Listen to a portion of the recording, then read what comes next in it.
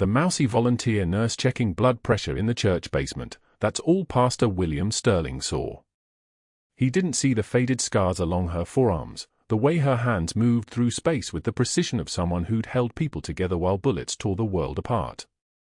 He didn't see the legend that made SEAL Team 5 beg for her on every deployment. He saw a quiet woman in scrubs 2 sizes too large, hair pulled back tight, speaking in whispers when parishioners mentioned their ailments. That was enough. Katie Rodriguez arranged gauze and antiseptic in perfect tactical rows at St. Mary's Church in Norfolk, her parish nurse station tucked behind the fellowship hall where elderly congregants lined up Tuesday and Thursday mornings at 10 o'clock sharp. The fluorescent lights hummed their mechanical song above donated medical equipment, a blood pressure cuff from 1997, a stethoscope that had seen better decades, a first aid kit she'd restocked completely from her own money 3 months ago. The smell of coffee and old hymnals mixed with rubbing alcohol and something else, something like the particular silence that comes from a building where people whisper their sins and their hopes into the same air. She wiped down the folding table with a cloth that had been white once. That was 12 years ago. The parish nurse position paid nothing. $0 per week for 10 hours of work divided across 2 days. Katie had applied because the job description used the word anonymous 3 times, and anonymity was the only currency she understood anymore. Check blood pressure. Maintain first aid supplies. Assist elderly parishioners with minor health questions. Do not draw attention. Do not be remembered. Do not, under any circumstances, let anyone know that your hands had once guided a level 4 pericardiocentesis needle through a SEAL operator's chest while Humvee rounds punched holes in the clay building around you. Mrs. Eleanor Chen, 73, sat in the folding chair with a leg that wobbled slightly and extended her arm. My daughter-in-law thinks my pressure's getting high, she said, rolling up her sleeve to reveal skin mapped with age spots. Katie wrapped the cuff around her wrist, not too tight, never too tight, the way she'd learned a lifetime ago in training that seemed to belong to someone else entirely. 138/82. Elevated but not crisis. She wrote the number on the chart in her careful, small handwriting, the same handwriting she'd used to fill out medical reports in Ramadi that now lived in sealed folders in a building she never thought about. That's actually pretty good for you, Katie said, her voice soft as the cuff deflated with a whisper of air. Have you been taking the medication? 2 pills every morning with breakfast. Mrs. Chen smiled, the kind of smile that came from 60 years of being someone's mother, someone's wife, someone with roots. My Samuel's moving to Norfolk, you know. He's finally settling down. He was in the Navy, did you know that? Katie's hands kept moving. Unwrapping the cuff. Making a note. Her fingers didn't shake. They hadn't shaken since Ramadi, and they wouldn't start now. That's good to hear, she said, and meant it the way she meant everything, with the controlled breath of someone holding back an ocean. The Navy's a good path. He's deaf, though. Samuel, I mean. Born deaf. People think it means something it doesn't. Mrs. Chen's voice carried the particular firmness of someone who'd spent decades defending something she loved. But he served. Served with honor, they told me. He's coming to Mass again, after all these years away. Maybe you could help him if he needs anything. Katie folded the blood pressure cuff into the pocket on the side of the station, the movement's automatic, muscle memory that belonged to someone else's body. Of course, she said.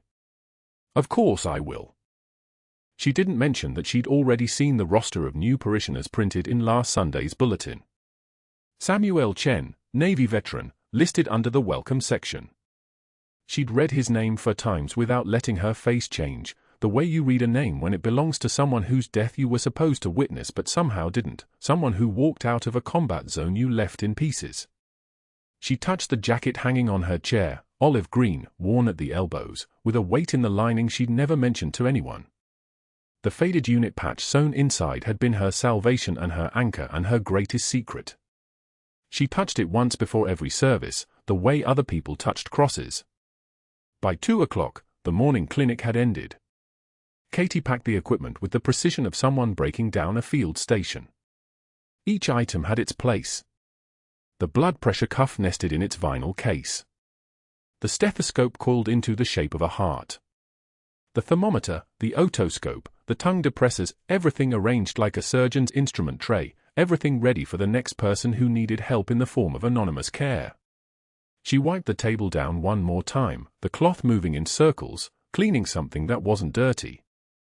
Pastor William Sterling appeared in the doorway the way certain people always appeared, like they owned the space before they entered it. His hair was silver and expensive. His shirt was monogrammed. The watch on his wrist cost more than Katie made in 3 months, which wasn't saying much but said everything about how much she made. He glanced at her station with the kind of look that suggested he was seeing a piece of furniture that had arranged itself poorly. "Katie," he said, and the way he said her name suggested he'd learned it from a file rather than a conversation. "How's the clinic this morning?" "Routine," she said. "Mrs. Chen's pressure is slightly elevated. I recommended she check in with her doctor." "Good, good." He was already looking at his phone, the conversation already over in his mind. His laptop was open on the vestibule desk behind him, the screen tilted at an angle that showed her something for exactly 2 seconds, a spreadsheet, figures in columns, a line item that read a Veterans Outreach Program, $70,000. Then he turned, and the screen pivoted away, and that knowledge was gone, filed into a compartment of her mind where she stored things that weren't her business and weren't her problem and absolutely shouldn't concern her. "The sanctuary really does appreciate what you do here," he continued, his voice carrying the texture of something rehearsed. "Volunteer work like this, it's the backbone of community. Keeps our people healthy. Keeps them faithful." "I'm glad to help," Katie said, and she was. She was glad to help in the way she'd been glad to help for 18 years, the kind of glad that came with strings attached to things she'd never discuss, that came with knowledge she'd never share, that came with the particular loneliness of being trusted for skills nobody knew you possessed. Pastor Sterling left without waiting for more conversation. She heard his shoes on the tile, the particular click of expensive leather on hard floor, a sound that meant authority, that meant he'd never once had to question whether he belonged in any room he entered. She finished packing her station and carried the equipment through the hallway toward the supply closet, a narrow space off the main corridor where the parish kept extra folding chairs and boxes of old hymnals and, now, her carefully organized first aid supplies. The church smelled like incense and wood polish and the particular silence of a space designed for prayer. Afternoon light slanted through the windows in geometric patterns, dust motes dancing in the beams like they had nowhere else to be.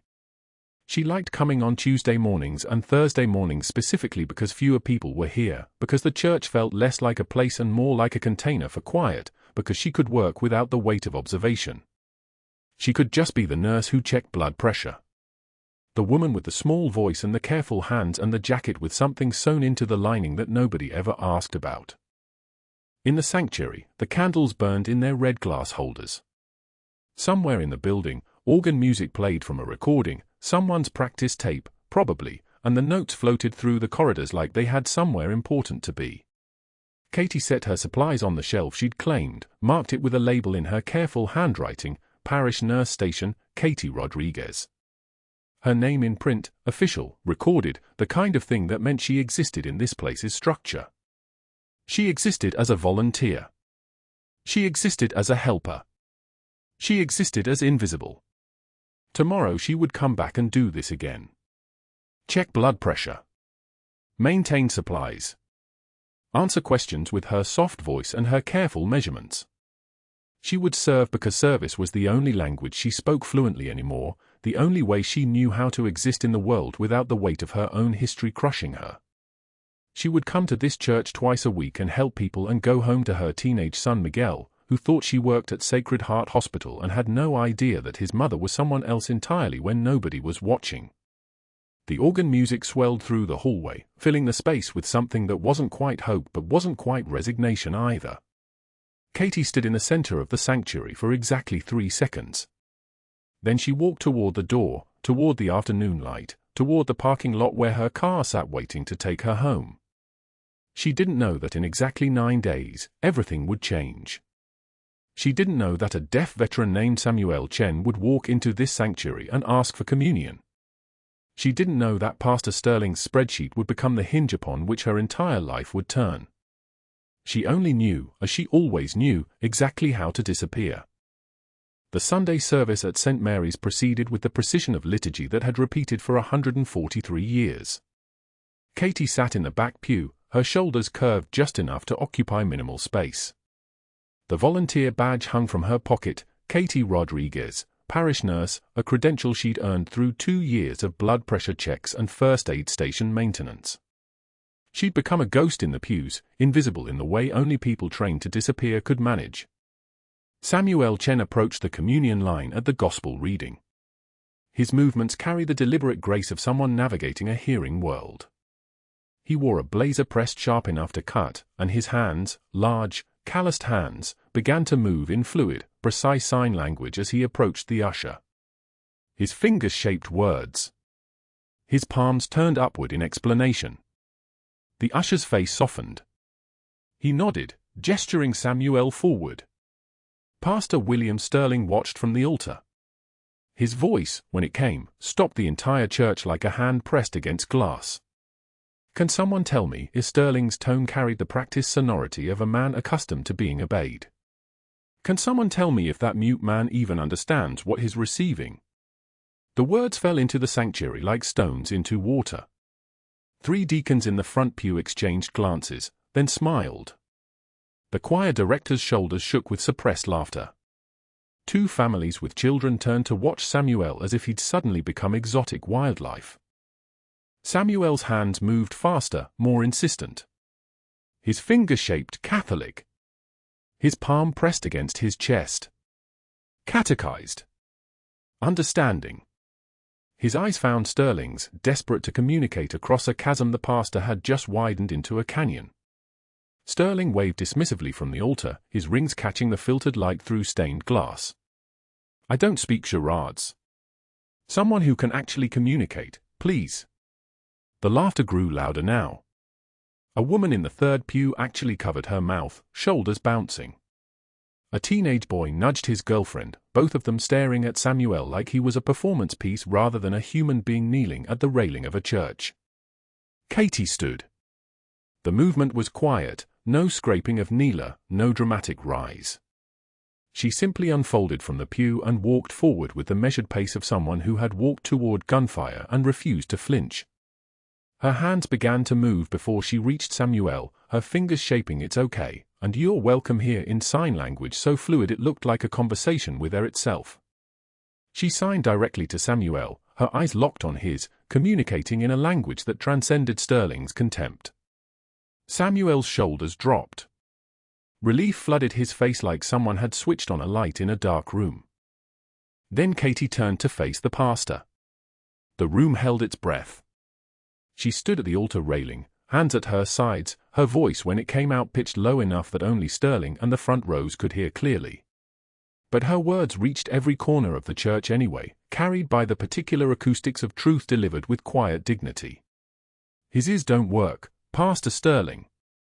She paused, letting that land. But clearly yours do. Perhaps you should have listened when Christ said to welcome the least of these. The silence that followed wasn't peaceful. It was the silence of a room watching a dam crack. Sterling's face didn't redden gradually. The color bloomed across his cheekbones like wine spilled on white cloth. His jaw clenched. His eyes, pale blue, the color of water over ice, locked onto Katie with the intensity of recognition. But not the recognition of a man realizing his cruelty.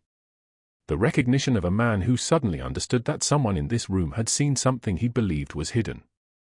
During the health clinic set up on Thursday mornings, Katie had positioned herself at the back table, taking blood pressures from elderly congregants while Sterling conducted parish business at the corner desk.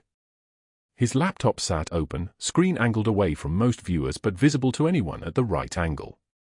Katie had never looked intentionally. She simply noticed, the way soldiers notice things they are trained to see, escape routes, threats, inconsistencies. The spreadsheet that had caught her eye displayed line items, Veterans Outreach Program, $70,000 quarterly distribution. Below that, the notation discretionary allocation in Sterling's meticulous handwriting. She'd seen the diocesan letterhead, the authorization codes, the dates. She hadn't searched for the information. It had simply presented itself to someone trained to read the world carefully. And Sterling knew, in this moment, his face told him, that she'd seen it. The communion service dissolved into awkward continuation. Samuel received the Eucharist with tears on his face, whether from humiliation or relief Katie couldn't determine. She returned to her pew, sat, folded her hands, and stared ahead with the composure of someone who'd already survived worse than a pastor's anger. But that wasn't the worst part. The phone call came at 4:17 p.m. on Tuesday. Sterling had spent the intervening days moving pieces on a board only he could see. By Tuesday morning, he'd convened an emergency deacon meeting in the parish office. Katie received a text message an hour after it concluded, "Your volunteer status is under review pending a meeting with leadership." She knew what that meant. She'd seen it before, in different uniforms, in different languages. Preemptive action. Character assassination before the target could speak. He was painting the narrative before the truth could paint itself. The fellowship hall on Wednesday smelled like industrial coffee and warm bread. The volunteer bulletin board occupied the space between the kitchen and the main room, visible to anyone passing through. Katie's name appeared there at 10:19 a.m., written in Sterling's precise penmanship on an official notice printed from the parish computer. Katie Rodriguez, written UP for disrupting sacred services and unauthorized medical advice. Volunteer privileges under review. Pending investigation and leadership decision. 37 volunteers moved through that hall that day. 37 people read those words. By Friday, when Katie pushed through the fellowship hall doors at the weekly volunteer lunch, the message had metastasized into something bigger than paper. She carried her plate to the table where she'd sat for 2 years. 7 places at a round table by the window. Her spot had faced the courtyard, where prayer gardens bloomed in deliberate patterns. The parish secretary, Margaret, who'd known Katie's blood pressure history better than her own family, saw her coming. She stood, collected her plate, and without making eye contact, relocated to another table. The youth minister followed. Then the music director. Then the 2 retired nurses Katie had trained to use the automated external defibrillator. One by one, like chairs removed from a game of musical statues, they gathered themselves and left. 7 people moved. Katie stood motionless, holding a plate that suddenly weighed several hundred pounds. She was alone at a table for 8, under fluorescent lights that hummed like insects, with a sandwich no one had touched beside an empty chair that everyone had deliberately chosen. She sat for exactly 3 minutes. Breathed in through her nose, out through her mouth. The same breathing she'd learned when shrapnel was still singing through the air in Ramadi, when blood wasn't her own filled her field vision, when staying conscious meant more than staying alive. Then she stood, set her plate on the trash bin without eating, and walked out through the rear door of the fellowship hall into the Norfolk afternoon. The sun hit her face like a question. That evening, Miguel found her at the kitchen table. The overhead light was off. She sat in the grey 4 o'clock darkness, hands folded, eyes fixed on nothing. Their apartment in downtown Norfolk was small, 2 bedrooms, 1 bathroom, rent split by the wages of someone whose resume listed a parish nurse and a bank account that could have funded small countries but didn't, because the truth of where that money came from lived in places she'd never explained. Miguel was 16, home early from his shift at the marina. He dropped his backpack and saw her immediately. "Mom? Why are you home?" His voice carried the particular panic of a teenager suddenly understanding that his mother, the woman who'd raised him alone, who never seemed tired, who solved every problem with quiet competence, was sitting in the dark like someone waiting for rescue that wasn't coming. What happened? Katie didn't answer. Couldn't answer. The thing that had sustained her for 2 years, the invisible work, the anonymous service, the quiet anonymity of helping people without needing recognition, had been weaponized against her. Sterling had taken the one place where she'd learned to be invisible in a safe way, and he'd torn it open because she'd seen his theft. He'd punished her not with direct accusation but with isolation. With the particular cruelty of making others choose not to see her at all. "Mom." Miguel moved toward her, fear now obvious in his voice. "What did they do?" She looked at her son, this young man she'd raised without telling him the truth of who she'd been, what she'd done, where the careful discipline of her life had originated, and found she had no words that could reach him. The rain started outside, drumming against the kitchen window like an old language she'd almost forgotten. The rain had stopped by Sunday morning. Katie sat in the back pew of St. Mary's, her jacket folded on her lap, the faded unit patch still sewn inside the lining where no one would ever find it. She had no right to be here. Garrison had made that clear. But the ban was on volunteer work, not attendance. A technicality. The kind of distinction a senior chief would exploit without hesitation. The sanctuary smelled like old wooden furniture polish, the same scent that had begun to mean something like peace to her over these past months. The pews were filling. Families settling into their familiar rows. The liturgy would start in 7 minutes. Katie had timed it. She always timed things. Timing was information. Information kept you alive. 3 rows ahead, Samuel Chen sat alone, his shoulders slightly hunched in the way deaf congregants sometimes adopted in hearing spaces, a posture that said I am taking up less room. He wore a grey blazer that had probably fit him better before whatever physical toll his years of service had carved into his frame. Katie knew that particular wear pattern. She'd seen it in mirrors. Samuel's hand moved to his chest. Then again. A subtle gesture, but Katie's eyes were trained to catch the smallest tells of physical distress. She'd spent 18 months in Ramadi reading the barely perceptible signs that separated routine patrol from incoming rounds, the way a translator's jaw would tighten, how dust would settle differently before mortar fire, the precise angle a spotter's head would turn. Small things. Life-saving things. She watched him breathe. The breath looked shallow. Then his lips changed color. Not gradually. In a span of 4 seconds, the pink faded to gray, then to something closer to the color of old bruises. His hand clutched his chest. His other hand moved in what might have been an attempt to sign, but the movement was jerky, uncoordinated. Panic. The kind that came when your body was failing and your mind couldn't process fast enough to warn you. The congregants around him didn't recognize what they were seeing.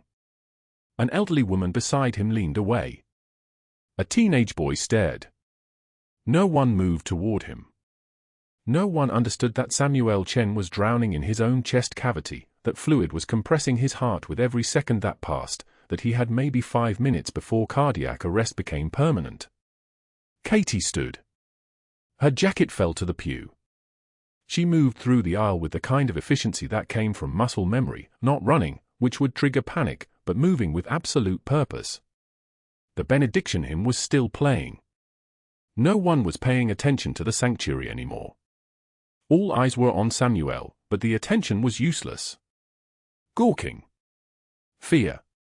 The paralysis that came when people encountered emergencies they didn't understand.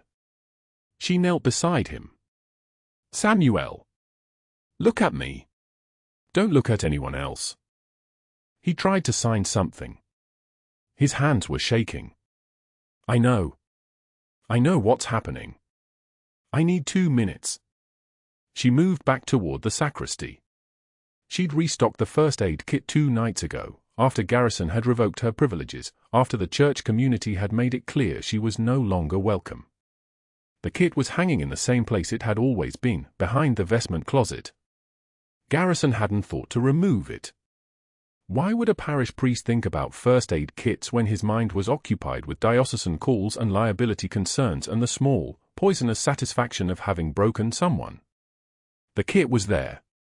She opened it with one hand while moving back toward Samuel with the other.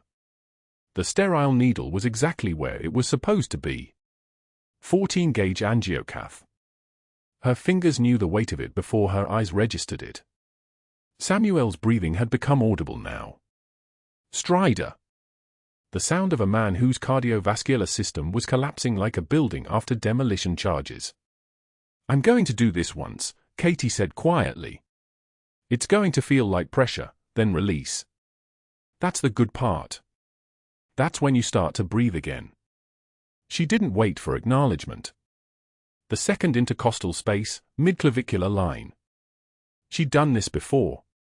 Not in a church pew. The last time had been in a compound in Ramadi, using a needle from a field aid pouch and the ambient light of burning vehicles, a young Marine whose name she still remembered at 3 in the morning, whose mother she'd written a letter to that she'd never sent. The anatomy was the same. The stakes were the same. Only the setting had changed. The needle went through skin, through tissue, into the pericardial sac. The hiss of air escaping was soft but distinct in the sudden quiet of the sanctuary. The blood came back into the syringe in a steady dark stream. Tamponade. Fluid crushing the heart. The pressure released with each milliliter she withdrew. 20 milliliters. 30. 40. Samuel's breathing changed. The stridor softened. His lips began to return to their natural color. She could feel the moment his oxygen saturation climbed back above critical levels, the way his body relaxed incrementally, the tiny adjustments that meant his nervous system understood he was going to survive the next minute. By the time she withdrew the needle, Samuel's eyes were clearing. His hands were shaking less. He tried to mouth words, but Katie shook her head slightly. The paramedics were already being called by someone in the front rows. She could hear the panicked voice over a cell phone. She could hear the operator's response. "You're stable," Katie said. "Help is 3 minutes out. Breathe normally. Don't move." She stood. The congregation was frozen. 42 people watching a scene they didn't quite understand. A deaf man breathing. A woman they'd rejected putting away a needle. The moment stretched like honey. Then Pastor Sterling emerged from the sanctuary doors. His face flushed red in stages, not embarrassment exactly, but something closer to fury.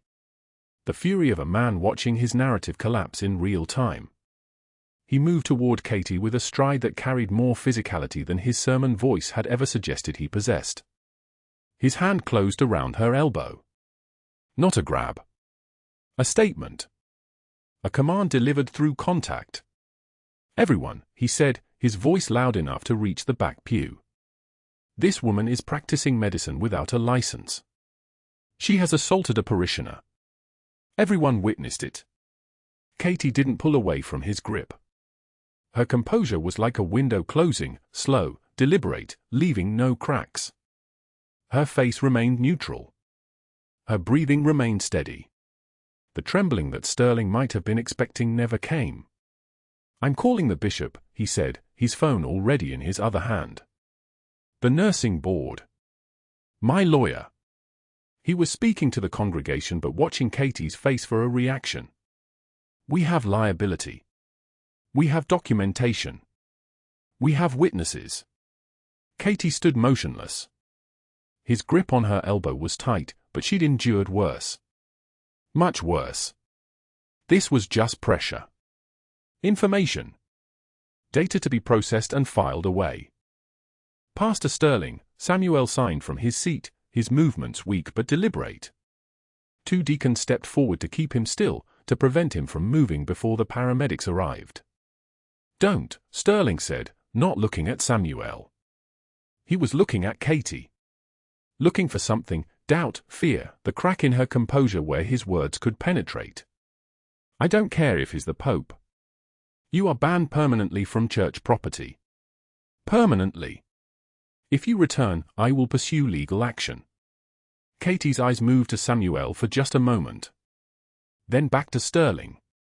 When she spoke, her voice had dropped an octave. Not angry. Controlled. The voice of someone who had made decisions under pressure that most people would never comprehend. "His pericarditis was diagnosed during deployment," Katie said. "SEAL Team 3, Charlie Platoon, 2019. It causes fluid accumulation in the pericardial sac under stress. It kills people. I knew his history. I recognized the symptoms. He would have died in 30 seconds without intervention. I don't care. I know you don't." Katie's voice was still quiet. "That's the problem." The paramedics arrived as Sterling's fingers tightened on her elbow once more. She didn't resist. She let him pull her toward the vestibule while the medical team moved toward Samuel with their equipment and their training, their ability to take a half-stabilized patient and transport him to the emergency department where real medical infrastructure could take over. By Tuesday morning, the certified mail had arrived. License suspension pending investigation. The formal complaint detailed charges of practicing medicine outside her scope of practice, performing invasive procedures without authorization, assaulting a parishioner. 3 deacons had provided statements corroborating Sterling's version of events. They'd been thorough. They'd been coordinated. Sterling had made calls. He had leverage. He had institutional authority and a lawyer from his Rotary Club who owed him favors.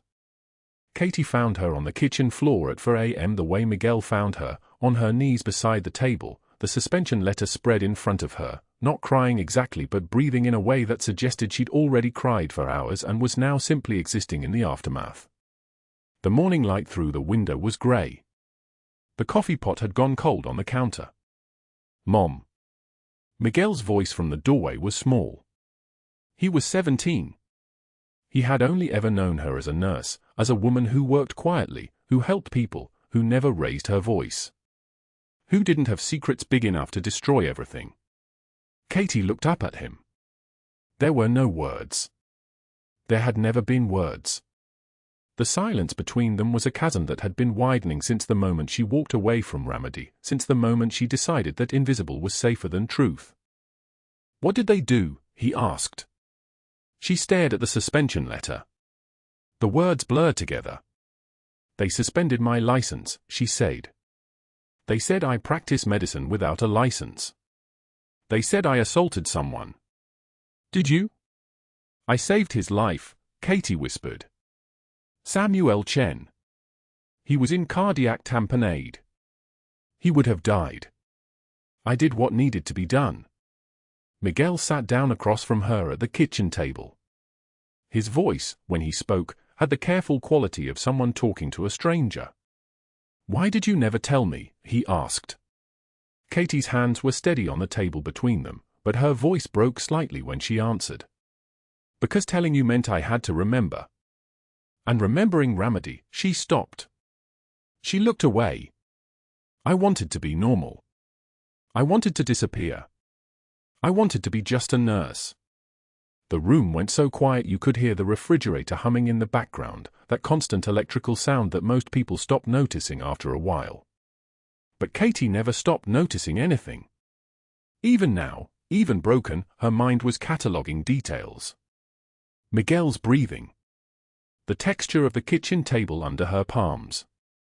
The weight of everything she'd never said out loud. "What happened in Ramadi?" Miguel asked. But Katie couldn't answer that question. Not yet. Maybe not ever.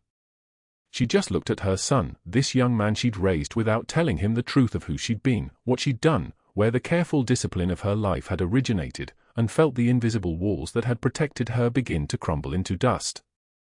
Miguel stood up from the table without another word and walked out of the kitchen. Katie stood in the vestibule, her hand steady as she tried to find the words. Sterling's face was already turning purple, his jaw clenched so tight she could see the muscle twitch beneath his skin. She'd saved a life. Again. And somehow that made her guilty. "Samuel Chen was my son's commanding officer," Katie said quietly. "Navy SEAL Team 3. I knew his medical history. I knew the signs of cardiac tamponade. I knew he was going into cardiogenic shock." Sterling's hand shot up. A wall between them. "I don't care if he was the Pope himself," Sterling said, his voice dropping to the temperature of a freezer burn. "You performed surgery. Without a license. Without authorization. Without consent from a physician. He was dying. That is not your decision to make." The words landed like a slap. Around them, parishioners gathered in clusters, their phones already in their hands. Recording. Sharing. The story would be at the diocese office by evening. Katie understood the mechanics of destruction. She'd watched careers implode in real time before. The difference was, those careers had belonged to people she was trained to defend against. Sterling's lawyer, a man Katie recognized from the Rotary Club luncheons held in the church basement, stepped forward with a tablet. The papers were already drawn. Pre-written. As if Sterling had prepared for this moment the second she'd touched Samuel with those steady hands. "You are permanently banned from this property," Sterling said. "You will not volunteer. You will not attend services. You will not set foot on the grounds. If you return, you will be arrested for trespassing. My attorney will be filing a formal complaint with the State Nursing Board, the Diocesan Office, and Norfolk Police." Katie didn't flinch. Didn't argue. Didn't ask for mercy from a man who wouldn't recognize mercy if it had a pulse. She turned and walked out. Behind her, she heard Sterling's voice rising, already on the phone. "Bishop?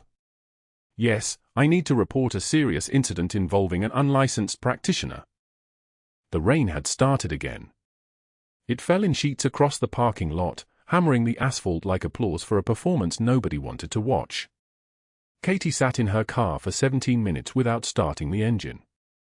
Her hands were shaking now, not from fear, but from the adrenaline metabolizing out of her system, the body's way of letting go what the mind refused to process. By Tuesday morning, the certified letter was waiting in her mailbox. State Board of Nursing. Formal investigation notice. License suspended pending hearing. The words blurred as she read them in her kitchen at 6:48 a.m., the coffee maker hissing its small protest in the background. The complaint was detailed. Specific. Damning. Sterling had documented everything: the date, the time, the procedure performed, the lack of proper medical authorization. And he'd attached affidavits from 3 deacons. All signed. All dated. All claiming they'd witnessed her practicing medicine without a license and assaulting a parishioner despite his clear resistance. Katie read the deacons' names. She'd taken their blood pressure. Checked their cholesterol levels. Listened to their stories about their grandchildren. One of them, Deacon Morrison, had cried in her chair last month while discussing his daughter's cancer diagnosis. Katie had held his hand. Had sat with him in the silence that matters more than words. Now his signature testified against her. The suspension was immediate. She had 10 days to request a hearing. 10 days to prove that an emergency medical procedure performed on a dying patient in public wasn't reckless endangerment. 10 days to find a lawyer who could explain to the state board why a nurse with 24 years of experience and an unblemished record had suddenly become a danger. She had no lawyer. No money for one. No explanation she could give. Miguel found her at the kitchen table at 4:32 p.m., the suspension letter open in front of her like a confession. Her hands were folded on either side of it, and she was staring at something behind the paper, something only she could see. Mom. She didn't look up. Couldn't look up.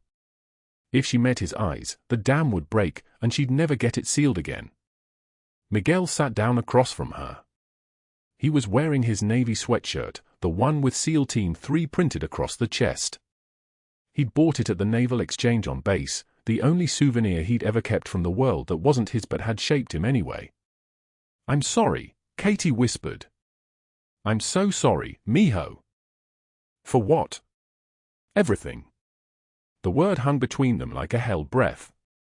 Miguel reached across the table and covered her hands with his own, young hands, unscored by shrapnel or surgery or the weight of impossible choices. Hands that had never had to choose between letting someone die or breaking the law to save them. Katie's shoulders trembled. Not from fear. Not from the loss of her nursing license or her volunteer position or her invisible place in the world. The trembling was something else entirely. It was restraint. It was 18 years of holding something back, of swallowing the truth in small pieces, of becoming someone so small and quiet that nobody would ever ask who she'd been before. "I just wanted to disappear and be normal," she said, and her voice broke on the last word like glass hitting tile. "I wanted to be someone my son wouldn't be ashamed of. Someone who wasn't broken. I couldn't tell anyone where I went after Ramadi, mijo. Not even you." Not what I did there. Not who I was. Miguel's grip tightened. He didn't speak. Didn't ask for details. Didn't demand explanations. He just sat there, holding her hands while his mother, this woman he thought he knew, finally named the ghost that had lived with them both for 18 years. "I'm sorry," Katie said again. "I'm so sorry I couldn't tell you." Miguel looked at her across the small kitchen table, and something in his face shifted. Hardened. Not with anger, but with purpose. He stood up without releasing her hands, pulling her attention to him. "Don't apologize," he said quietly. "Not to me." Then he let go and walked out of the kitchen without another word. Katie heard the front door open. Heard his truck start. Heard the gravel of the driveway spray beneath his tires as he pulled out onto the street and accelerated toward the church that had just destroyed his mother. She sat alone at the table, the suspension letter still open in front of her, and waited for whatever came next. The kitchen filled with shadows as the sun moved west. Nobody came to find her. Nobody called. The house was as quiet as a tomb, and Katie understood finally that silence had never been healing. It had only been a slow way of disappearing. The rain continued outside, and she listened to it like she was listening for footsteps. Like she was waiting for someone to come and tell her that the woman she'd been, Senior Chief Petty Officer Katie Rodriguez, medic, warrior, the woman who'd held entire SEAL teams together through 14 months of fire and blood and the kind of decisions that never let you sleep the same way again, that woman hadn't disappeared at all. That she'd simply been waiting for someone to notice. Miguel left the house without a word, without a jacket, without looking back. Katie heard the door close and understood that sound, the particular weight of it, the finality. She sat at the kitchen table with the suspension letter in front of her, the seal of the state nursing board catching the overhead light like an accusation, and she did not allow herself to cry again. Not yet. Not while he was processing what she'd finally told him. 18 years of silence had a momentum all its own, and breaking it once didn't mean the wound stayed open. It meant you waited to see if he'd come back angry, or if he'd come back understanding, or if he'd come back at all. The rain had started an hour after he left, hammering the kitchen window like it wanted in. Katie traced the edge of the suspension letter with one finger, feeling the expensive card stock, the official weight of bureaucratic destruction. $70,000 meant for veterans like Samuel, and she'd been too busy trying to disappear to notice a pastor bleeding out the church's charity fund. Too busy being quiet. Too busy being invisible. The irony wasn't lost on her, the one instinct that had kept her alive in Ramadi, that had let her move through the worst 14 months of her life without being noticed by the wrong people, had made her completely blind to the corruption happening 3 pews in front of her.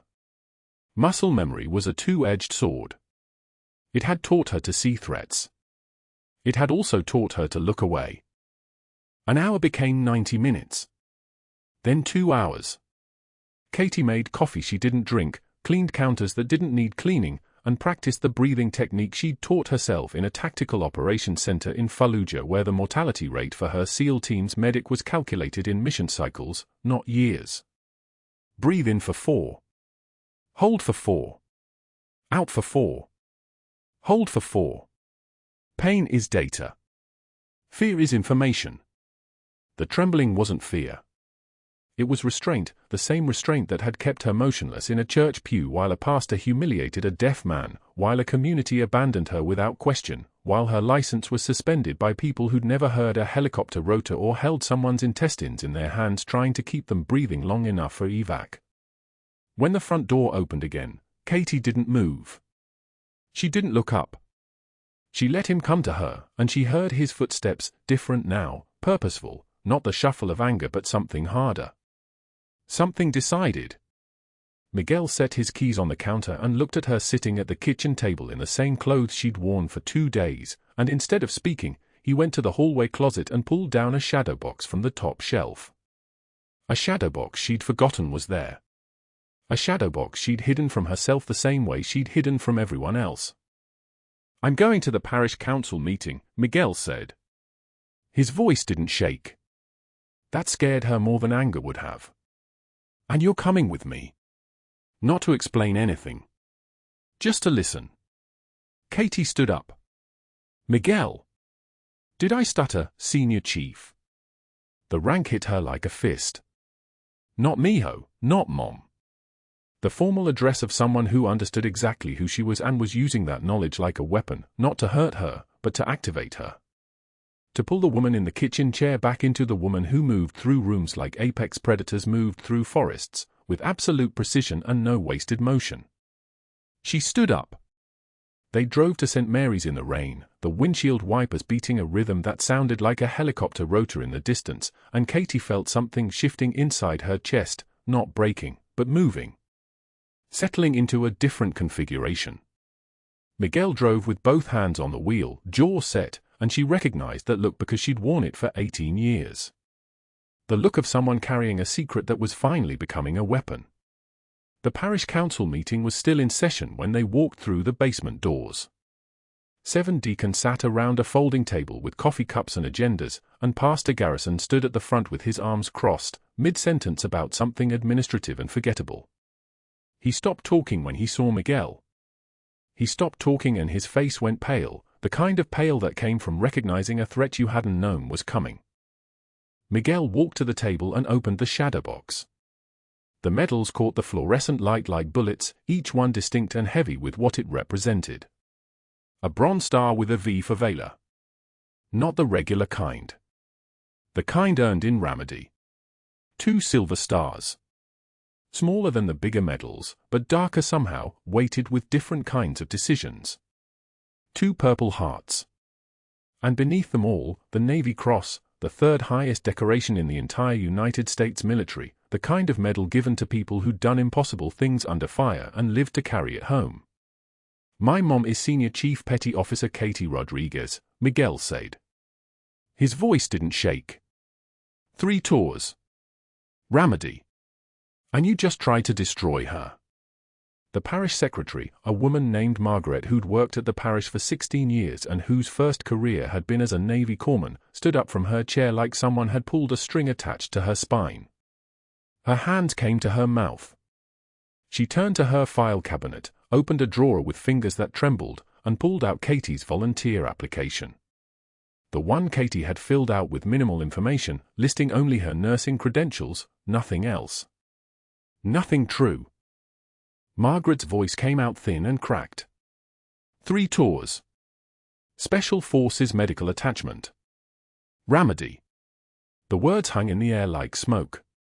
Like the terrible clarity that comes when you realize you've been standing next to a landmine and only now, finally, is someone pointing it out.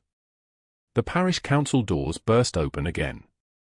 Samuel Chen walked in with the fluid grace of someone who'd survived things that left most people shattered, and he began signing, not slowly, but with the full speed and precision of his language, his hands moving like he was painting something urgent into the air. Someone, one of the deacons, actually, the one named Thomas who'd always been kind, began translating. She held my entire SEAL team together through 14 months of hell. Thomas's voice shook as he spoke Samuel's signs. 14 months in Ramadi when we lost 8 men. She could have rotated home. Instead she extended. 2 silver stars. A bronze star with Valor. And a Navy Cross. She saved my life. She saved all of us. Samuel moved to Miguel and took the tactical jacket he'd been holding, the one Katie had worn underneath her scrubs for 2 years, the one she kept in the back of her closet pressed against a wall where she wouldn't have to look at it. He gripped the seams of the lining with both hands and ripped it open, the sound sharp as gunfire in the basement, and there it was. A patch. A faded unit patch from SEAL Team 5, sewn into the lining with careful, deliberate stitches. The kind of stitches made by hands that understood precision and permanence and the kind of love that had nowhere else to go. An FBI agent stood up from the back of the room. A man named Harrison who came to Mass every Sunday with his daughter, who'd never mentioned his job, who'd simply been there in the pews like he belonged. He stepped forward with the quiet authority of someone accustomed to controlling spaces, and he looked at Samuel, then at the medals, then at the patch in Samuel's hands. I'm going to be reviewing the church's financial records, Harrison said. His voice was flat and official and held no mercy. He was looking directly at Pastor Garrison when he spoke. All of them. That was when Katie stepped into the vestibule doorway. She didn't move further into the room. She didn't need to. She simply stood there in clothes that were stained and worn, in the body of a woman who'd tried to disappear, and let them all see her. The medals were hers. The patch was hers. The SEAL team Samuel had just described, the 14 months in Ramadi, the decisions that had haunted her every single day for 18 years, all of it was hers, and she was done hiding it. Pastor Garrison's face had gone from pale to the color of old concrete. His mouth opened. Closed. Opened again. This changes nothing. She still practiced medicine without. Thursday morning, Samuel signed, and Thomas translated, his voice steady now because he understood what he was witnessing. Thursday morning, federal investigators are going to review the security footage from your office. The footage that shows you coaching us. The footage of you reviewing financial records. All of it. The IT volunteer stood up, Corporal Davis, a Marine who managed the church servers for free because he liked the work and believed in the mission. He had a personal drive in his hand, sealed in a plastic bag. I backed everything up, Davis said, his voice the kind of quiet that came from people who'd been trained in controlled demolition. Every frame. The moment I heard she was banned, I saved it all. Gave it to the diocese Wednesday. Gave it to the FBI Thursday morning. By Friday, Pastor William Garrison was no longer employed by St. Mary's. By Monday, federal charges had been filed: wire fraud, theft of government funds meant for struggling veterans, obstruction of justice for the deleted footage that the IT volunteer had preserved. $70,000. That was the number that mattered. $70,000 that had been meant for people like Samuel Chen, like the 40 other veterans now sitting in St. Mary's basement for the new support group that nobody knew existed yet. 6 months later, Katie stood in the diocesan cathedral wearing her dress uniform for the first time in 9 years. The white dress with the medals arranged in perfect order, bronze star with V, silver stars, purple hearts, navy cross, each one claiming its place on her chest like a truth finally allowed to exist in daylight. Miguel wore a suit and sat 3 seats down, and he was smiling the way he had when he was 5 years old and she'd first picked him up from daycare, the smile of someone who suddenly understood his mother was the strongest person in every room. The bishop read her citation aloud to 300 congregants. Her rank. Her service. Her valor. The names of men who'd lived because she'd known what to do when everything was burning. When the bishop finished reading, the entire room stood up. The deacons who'd signed the false complaint stood up. The parish secretary stood up with tears streaming down her face. Samuel Chen stood in the front pew and signed, "Thank you," with both hands pressed to his heart. After the ceremony, Katie drove alone to Norfolk Community College. She parked in the lot outside the continuing education building and walked to the CPR classroom. Through the glass window in the door, she could see Pastor William Garrison demonstrating chest compressions on a mannequin, his voice explaining technique to 17 bored students who couldn't care less, who were here because their jobs required certification and nothing more. Part of his plea agreement, teach CPR for $12 an hour until his debt to restitution was paid. 5 years minimum. Katie stood in the hallway in her dress uniform, and she watched him. Garrison looked up mid-demonstration. His hands froze on the mannequin's chest. He saw her standing there in the dress whites, in the uniform of the United States Navy, in the insignia of rank he'd tried to strip from her by destroying the woman wearing it. His mouth opened. His hands shook. The class watched in confusion as their instructor suddenly forgot what he was supposed to be teaching. Katie didn't say a word. She didn't move. She simply stood there and let him see exactly who he'd tried to destroy. Let him see her standing there alive, whole, decorated, and finally, visible. She held his gaze for one long moment while the rain hammered the windows like applause, and then she turned and walked back down the hallway. St. Mary's Sanctuary smelled like incense and old wood and the particular kind of peace that comes when a place has been cleansed of corruption. Samuel Chen sat in the front pew in the middle of the service, his hands moving through the sign language of the Mass, interpreting for the 3 other deaf parishioners who'd started coming once they knew it would be offered. He saw Katie walk in, and he stood up and signed, "Thank you," with both hands pressed to his heart, and Katie took her place beside him as the director of St. Mary's Veterans Ministry, a fully funded, fully legitimate operation that served 47 former service members in the Norfolk area, including the one sitting next to her. Miguel sat on her other side and squeezed her hand, and Katie finally understood that being visible wasn't weakness. It was the hardest thing she'd ever done, and the most necessary. After Mass, she told Miguel the story. Not all of it, the worst parts could wait, but enough. Enough that he understood why she'd needed silence, why she'd needed to be invisible, why she'd needed a place where no one asked questions. They walked to the car through rain that had finally stopped, and Katie said quietly, "You do not need a badge or a gun to be a warrior, mijo. Sometimes you just need to show up and do what's right when everyone else looks away." He nodded, and she knew he finally understood what she'd been teaching him all along. If you're watching this and you've been quiet about who you really are, about what you've survived, about the strength you're hiding, stop. The world needs to see you. Subscribe, like, and comment if you've ever been underestimated by someone who didn't know the truth.